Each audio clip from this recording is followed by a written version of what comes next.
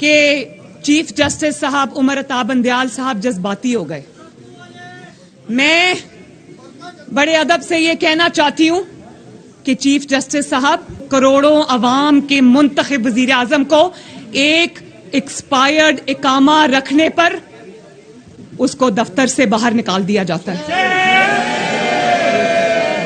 आपको उस वक्त भी जज्बाती होना चाहिए था जब बाप का साथ देने पर, असूल का साथ देने पर, पाकिस्तान के आइन के लिए, कानून के लिए, जमहूरियत के लिए स्टैंड लेने पर लोगों की बहू बेटियों को उठाकर सजाए मौत की चक्कियों में फेंका जाता था। आपको तब भी जज्बाती होना चाहिए था जब राना सनाउल्लाह पर मंशियात का शर्मनाक केस बना और ना सिर्फ केस बना बल्कि इनका जमानत सुन रहा था, उठ के अंदर गया व्हाट्सएप, और जब पूरी मुस्लिम लीग नून को चुन चुन के, ये तलाल चौधरी आपके सामने यहां बैठा है, चुन चुन कर सच बात करने पर, हक बात करने पर, जमहूरियत की बात करने पर, आइन और कानून की बालादस्ती पर चुन चुन के या तो नाअहल किया गया, इलेक्शन से बाहर रखा गया, या फिर उनके ऊपर जुल्म और ज्यादती की गई, कहा गया तहरीके इंसाफ ज्वाइन करो या फिर पार्टी का टिकट छोड़ दो। तब भी आपको जज्बाती होना चाहिए था जब 2018 में पूरी दुनिया के सामने आरटीएस बिठा के अवाम की जो राय थी उस पर शब खून मारा गया। नवाज शरीफ का जीता हुआ इलेक्शन इमरान खान की झोली में फेंक दिया गया। तब आप जज्बाती नहीं हुए? इन्हें अडियाला में बेगुनाह कैद रही और 5 महीने में नैब में I was the first ever woman to be NAB's guest. और आप जानते हो कि मेरे पे वो मुकदमा जिसमें मुझे 60 दिन नैब में 57 डेज रखा, उसके बाद 3-4 महीने मुझे कोट लखपत जेल में रखा, आप जानते हो वो रेफरेंस आज तक फाइल नहीं हुआ। उस वक्त आप जज्बाती नहीं हुए? उस वक्त आप जज्बाती नहीं हुए जब आपके वो जज जिनको आइन और कानून पर चलने की पादाश में उनकी फैमिलीज को सड़कों पे रुलने के लिए छोड़ दिया गया। जस्टिस काजी फाइज ईसा की बात कर रही हूं मैं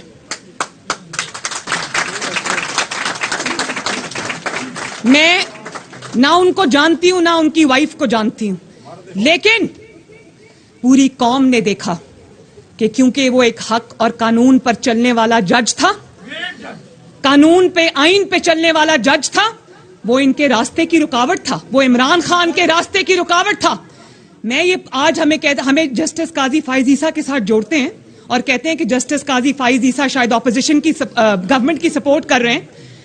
तो जब जस्टिस काजी फाइज ईसा के खिलाफ रेफरेंस दायर हुआ था उस वक्त तो हुकूमत इमरान खान की थी।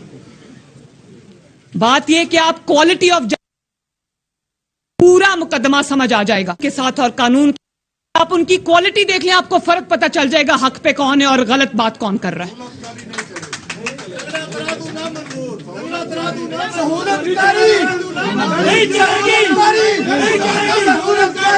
और फिर अभी सहूलतकारी की बात करते हैं, और फिर जस्टिस शौकत अजीज सदीकी जिन्होंने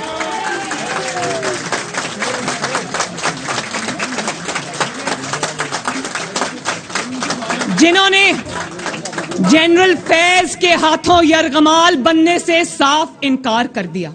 वो शोर शॉट चीफ जस्टिस था इस्लामाबाद हाई कोर्ट का, लेकिन शाबाश है कानून के ऐसे मुहाफिज के ऊपर जिसने उस वक्त के डीजीआई को के आगे दीवार बन के खड़ा हो गया। उसने कहा नाइंसाफी नहीं करूंगा।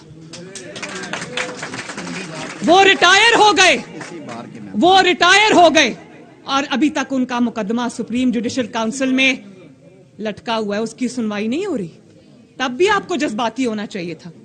और चीफ जस्टिस साहब, मुझे बहुत अफसोस हुआ कि आपने ताना दिया जब पार्लियामेंटेरियंस खड़े होकर आइन और कानून की बात कर रहे थे, तो आपने ताना दिया कि कल तक जो जेलों में थे आज वो असेंबली में खड़े होकर तकरीरें कर रहे हैं।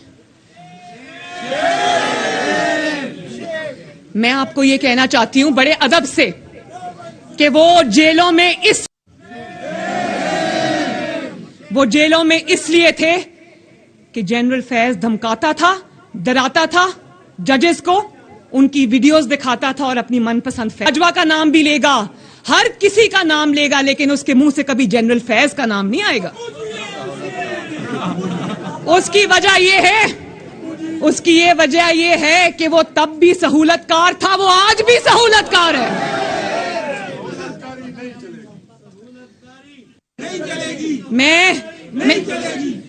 मैं चीफ जस्टिस से ये कहना चाहती हूं कि आप जानते हैं, आप समझते हैं इस बात को कि किसी आइडियोलॉजी के लिए, किसी नजरिए के लिए, किसी असूल के लिए जेल जाना कितने बड़े फख्र की बात है।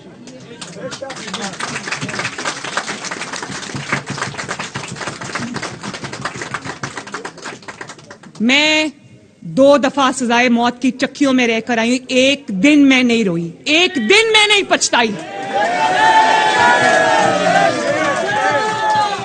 क्योंकि मुझे पता था कि मेरा एक असूल है, मेरा एक नजरिया है, मेरा एक कॉज है, मेरा एक मिशन है उसके लिए। और हक का रास्ता, मेरे भाइयों मेरी बहनों, हक का रास्ता कभी आसान नहीं होता।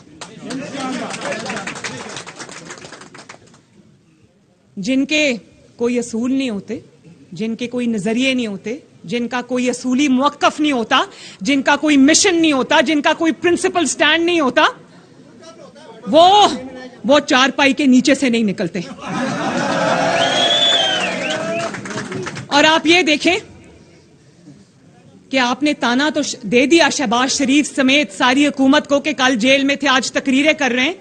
जरा ये भी कहा होता कि कुछ ऐसे बुज़दिल भी हैं, जब उनको अदालत का हुक्मनामा आता है तो चारपाई के नीचे से नहीं निकलते, और जब निकलते हैं तो वो काला डब्बा पहन के मुंह